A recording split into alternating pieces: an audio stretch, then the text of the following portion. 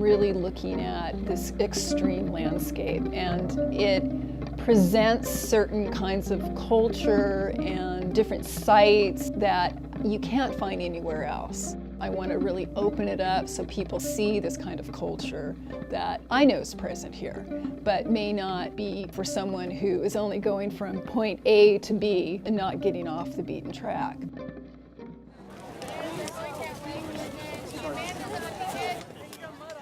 The Gemorama, which has been happening now for 73 years, the community gets together with this plant that employs them, and they collaborate to do this weekend event where they have 3 or 4 times the population that lives there comes to town to go on these gem and mineral field trips.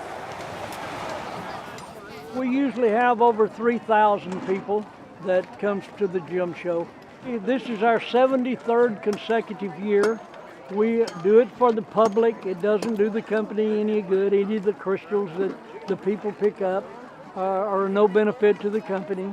We do it just for the public. See the flat sides? This is hanksite, and it's only found here and in Tanzania, Africa.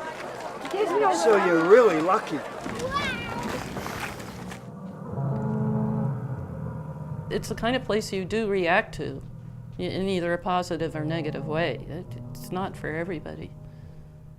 And a friend of mine who's a writer that lives here, she wrote the best one-line description of the desert I've ever read, I think.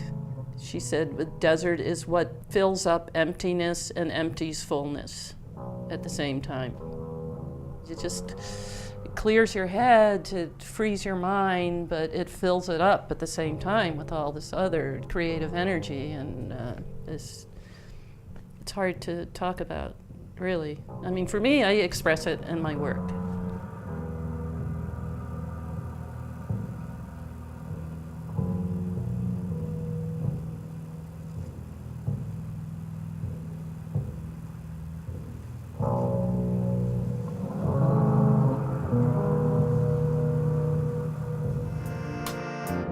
Welcome to the world famous Crochet Museum here in Joshua Tree, California. Come on in. This was an old PhotoQuick building, and it was sitting by the side of the road. I really wanted this building. I didn't know why. I thought maybe I was just going to put it in my yard. And then it all came together when I realized I could put my crochet museum in here. And I like the crafts of old ladies. I sometimes say they are goddesses. I love these cups with crochet Oreos.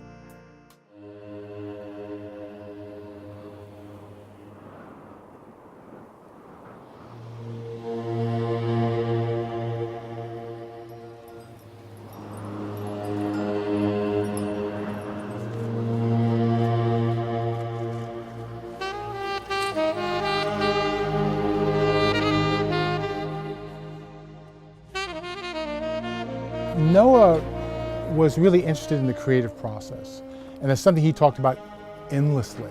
There was a lot of talk that he was an outsider artist, but in fact he wasn't. He studied art at Chenard, which later became Cal Arts. Because his work uses junk, people assume that that's an outsider, because it doesn't have this kind of formal quality.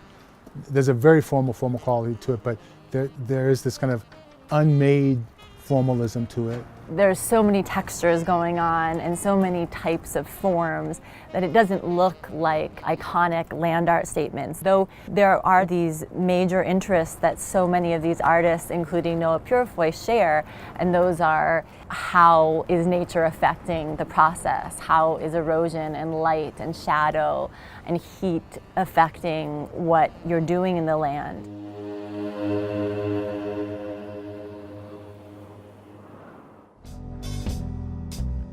Wonder Valley is not actually a place in any kind of real designation, so it is more a state of mind. It began to gain some form in around the late 40s, 50s, 60s, when the Small Tract Homestead Act went into effect, and little homesteads began springing up throughout this area and a lot of areas of the Morongo Basin and all the way into Nevada and Arizona and the low desert. This was one of the last of the Homestead Acts that allowed people to get public land from the federal government if they were able to lease out a property, improve it up by building a small structure, and they could then dispose of it, sell it, give it to heirs. Here in Wonder Valley, the community of homesteads has stayed particularly intact because it's kind of the edge of civilization and nobody's felt particularly motivated or that there was sufficient profit to change it. So it's kind of stuck in time.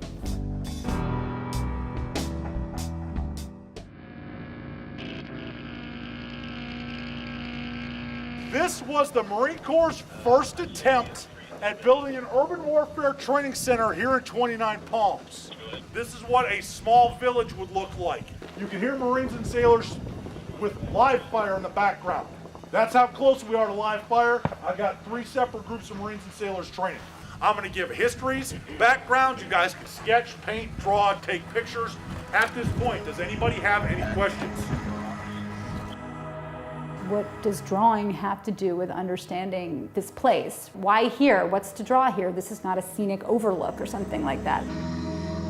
How can we understand Southern California landscape as a way of relating to what it feels like to be in a war zone somewhere else? And 29 Palms Marine Base is a great place to do that because all of the Marines that were going to Iraq were trained in these mock villages there, and now they're training Marines to go to Afghanistan using the same simulated environments.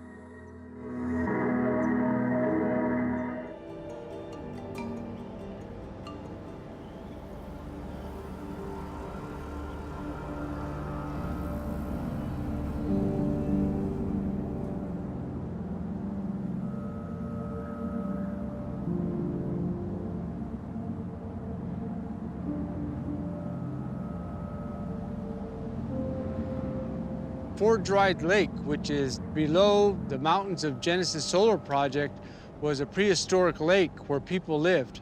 This Genesis project is where 3,000 artifacts were removed and are now sitting in the San Bernardino County Museum. There were 300 matates. What matates are used for is to grind food, such as the screw bean or berries to make food for their families. So 3,000 of those, along with a lot of ceramics, a lot of water vessels made of clay. What we told them at the time was anything you take out of the ground, we consider funerary because somebody somewhere held that item and used that item. And so there's a spirit attached to the person who used it. And here comes the Obama fast track, letting the solar people come and disrupt these spirits that are attached to the funerary objects. And that's what we are opposed to. The issue is we're not against solar, and we're not against industry coming to this area. What we're against is our people being dug up and the funerary artifacts being dug up. And why we were so opposed to those 3,000 artifacts was because in 7 generations, when industry comes to put up a Walmart or a Sonic or anything else out here, they're gonna say, how do we know Mojave people lived here? Our children can't prove it because the footprint was removed. They'll say, well, then you have no ties to your land. And so 7 generations, bring those artifacts back and put them back where they were because that's where they belong because that's our footprint of who we are.